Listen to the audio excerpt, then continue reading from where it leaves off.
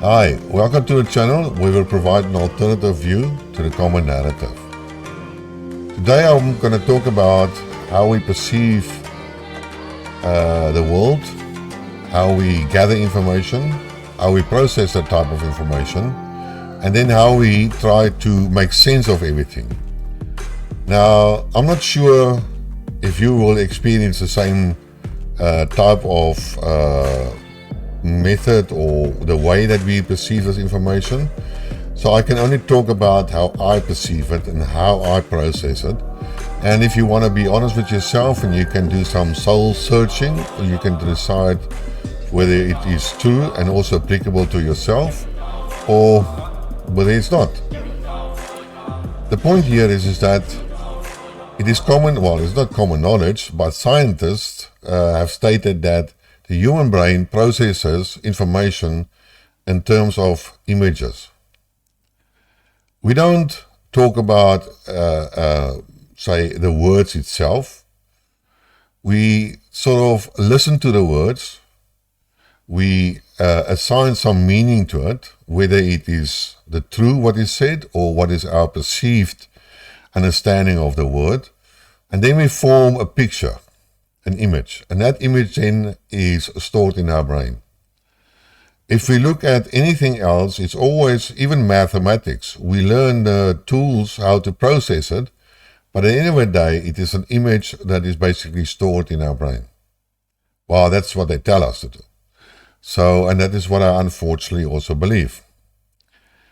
Now, when we are young, when we are babies in our baby crib, or whatever you want to call it in English, you know, a baby doesn't understand whatever language you talk. The baby only looks for facial expression and then interprets the facial expression whether they are aggressive or loving or supportive or a yes or a no or whatever meaning is assigned to that facial expression. You will also notice that when we grow up and so on, it's not only that we listen to the talk and the words that people talk about, we also listen to their body language. Now, if you are born in a Western world, say in a Caucasian type of family, then you can interpret the body language and the facial expressions of the Caucasian person. However, if you suddenly go, say, to the East, say Japan, for you, the Japanese will all look more or less the same. You won't be able to distinguish their body language or their facial expressions, and it would make you very hard to interpret what they are saying in addition to what they are saying in words.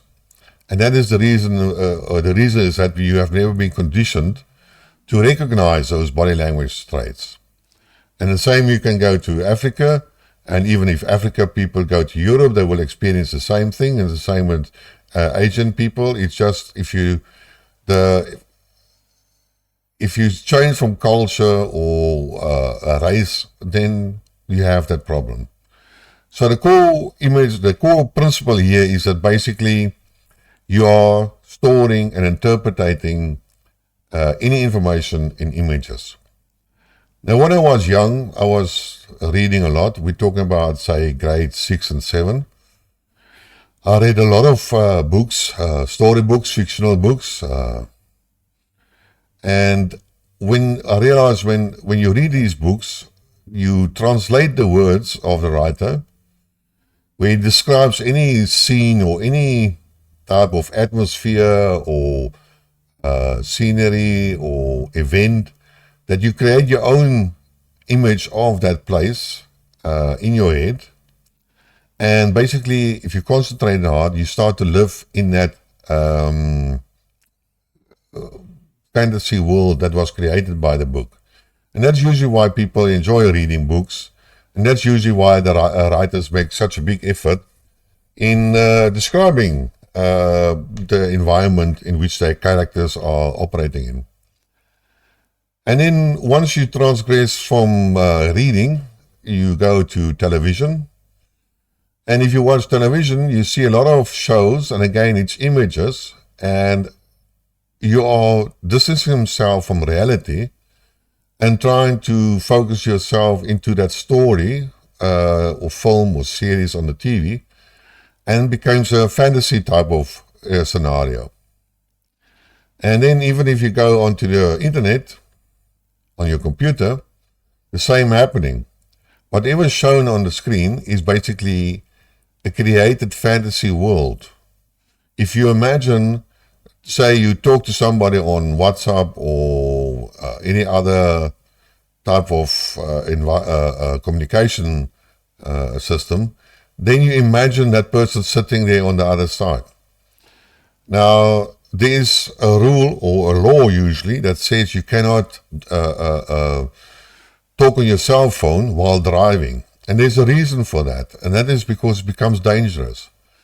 If you ever have investigated your own mindset while answering or while talking on a cell phone while driving, you will notice that your concentration on the road seriously deteriorates, and you start to live into this communication fantasy world, created world. So you lose contact with the reality, which means your car on the road and the pedestrians and the other cars that are involved, and you start to focus on what is being talked about with the other person on the line, and you create the circumstance or the environment for that type of communication. So whatever happens, the bottom line actually is that the way that you look at the world is in two types of views. The one is reality, and that is the person that's talking to you now, sitting at this desk.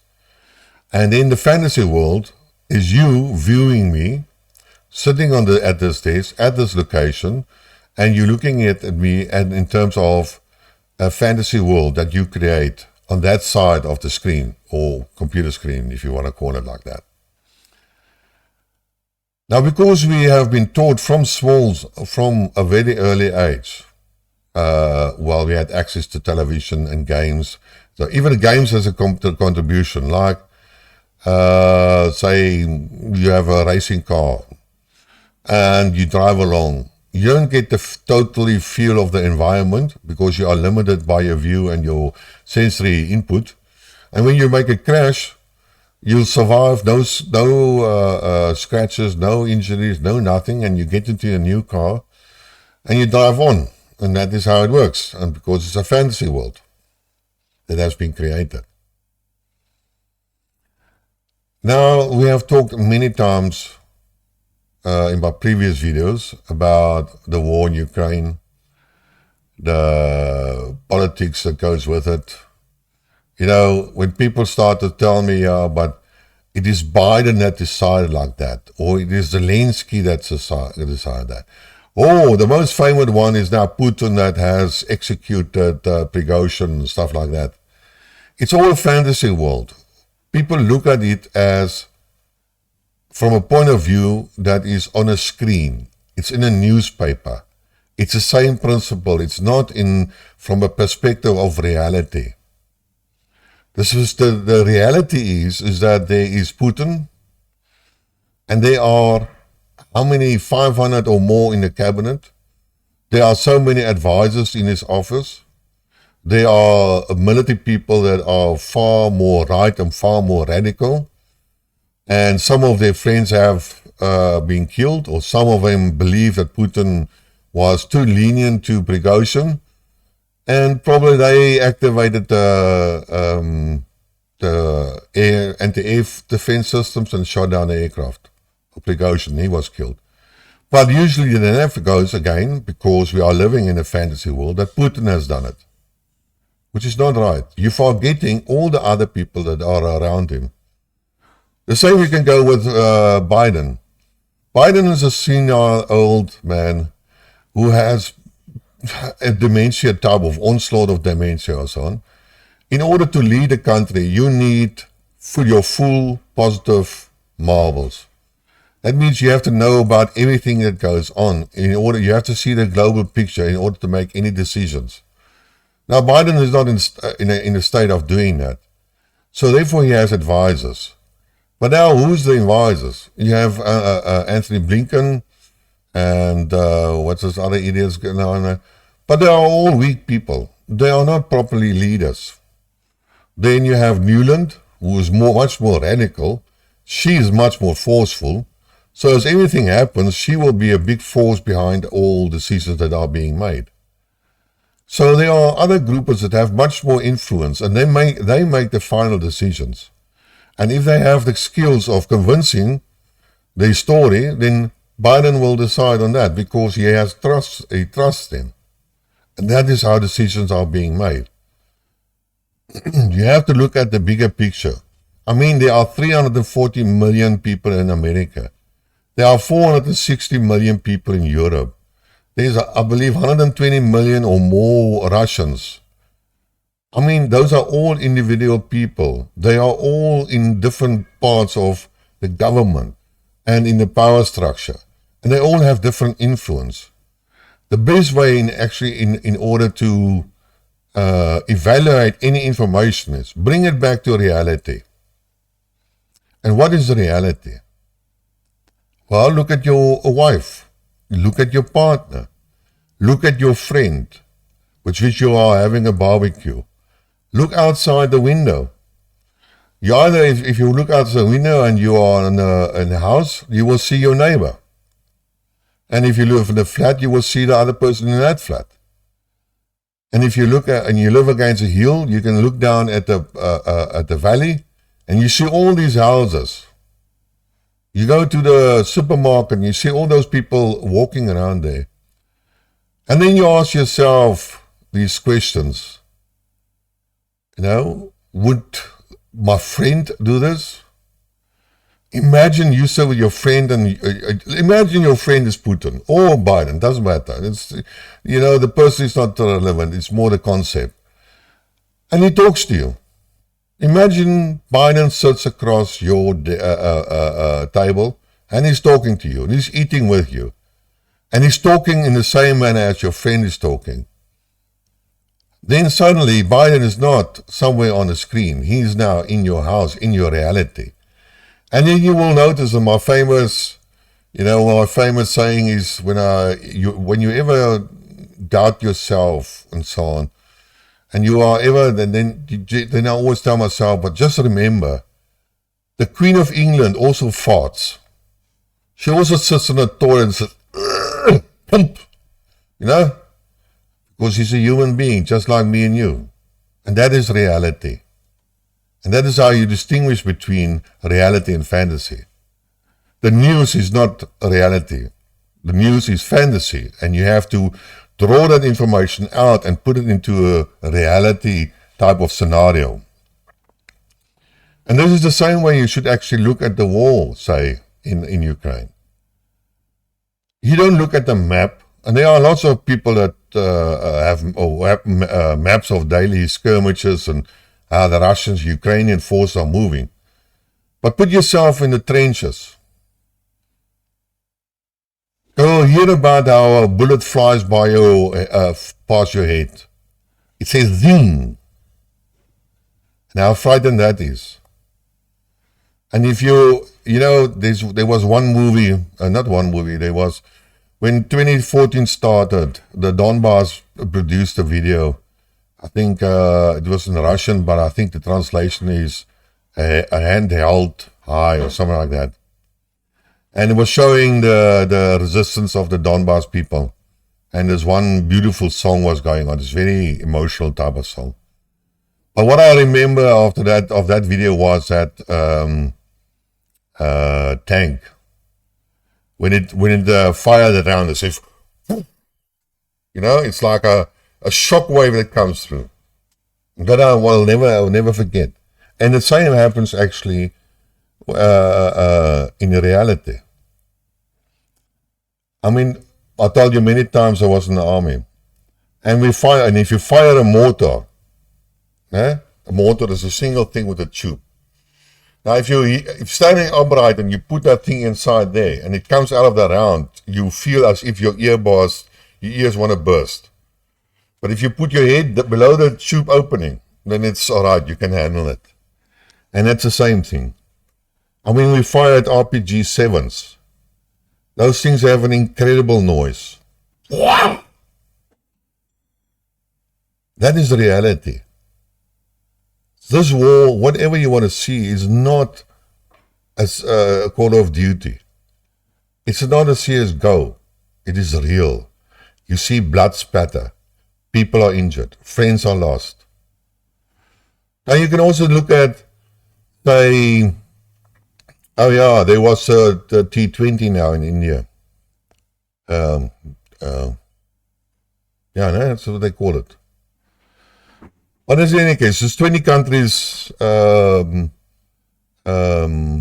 meetings, head of states had met and so on, except Putin and Xi Jinping. Now put yourself again in the shoes. There was now this T20 meetings in India, where the heads of states of 20 countries came together and some invited the people and so on. Except naturally for Putin and Xi Jinping.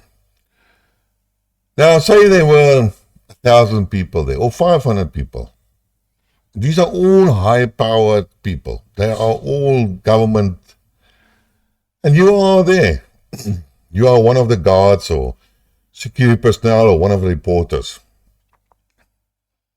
The man is walking past you. He's not a superhuman person. He's a normal person. He talks, he drinks, he farts, he burps, he does everything the same. And that is how you should look at reality. So when you get the information, when you look at the news, don't see it and don't try to isolate it into a fantasy world. See it for what it is. It is a human being talking who has similar fears just like you. These guys are not superhuman. They make mistakes just like you. They shout at their kids. They battle with other people. They argue with their friends. It's all the same. And once you start doing that, then you can process information more properly. Because then you can place the information in a perspective for what it is. And that is important. Reality is not a perceived fantasy that you see on a news channel, on a TV show, on a computer screen, or anywhere else. I am sitting here real. Imagine you sitting across from me and then listening to me, like we are in the same room. If you can do that, then you can fully understand and process that information. And then you can get a real picture. So next time when somebody says that Biden has made a decision, consider it as bullshit.